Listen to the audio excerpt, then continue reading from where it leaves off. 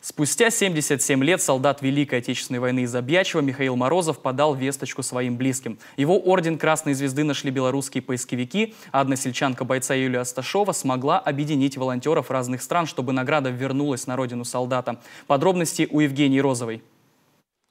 В 16 лет ученица Обьячевской школы Юлия Асташова выехала на свою первую вахту памяти.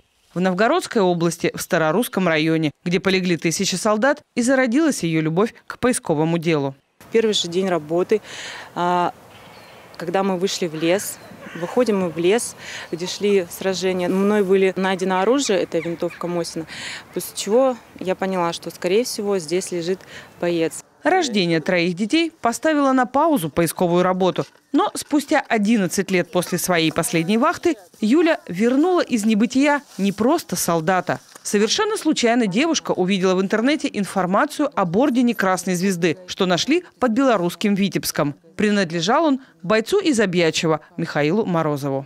Я сразу же перекинула этот пост своей маме, и она помогла мне в том, чтобы действительно удостовериться в данной информации. Это наш родственник по линии моего прадедушки. Вот. Мы всю ночь с мамой моей не спали. Мы искали еще более близких родственников. И нашли. И на утро 6 августа вышли на связь с Николаем Савиным. Это родной племянник.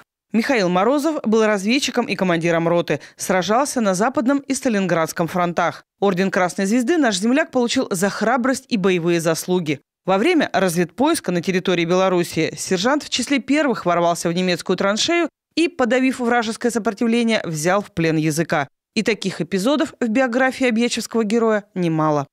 В январе 1944 года Михаил Гурьевич пропал без вести.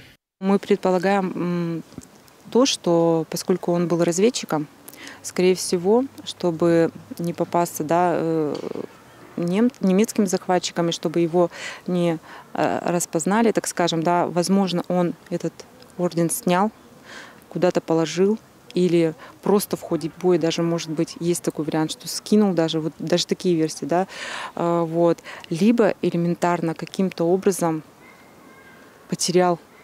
Россия, Белоруссия, Латвия, Литва. Поисковики разных стран сделали все, чтобы орден Красной Звезды вернулся на родину героя. 77 лет в земле и несколько месяцев путешествий через границы. Возможно, весенняя вахта памяти вернет Республике Коми не только награду, но и самого героя. Белорусские поисковики пригласили Юлю на Витебские поля, чтобы попробовать найти ее предка. А пока орден Красной Звезды в руках потомков Михаила Гурьевича Морозова. Важная страница семейной летописи и живой урок истории для школьников села Обьячева. Евгения Розова, Дмитрий Ведерников, телеканал «Юрган».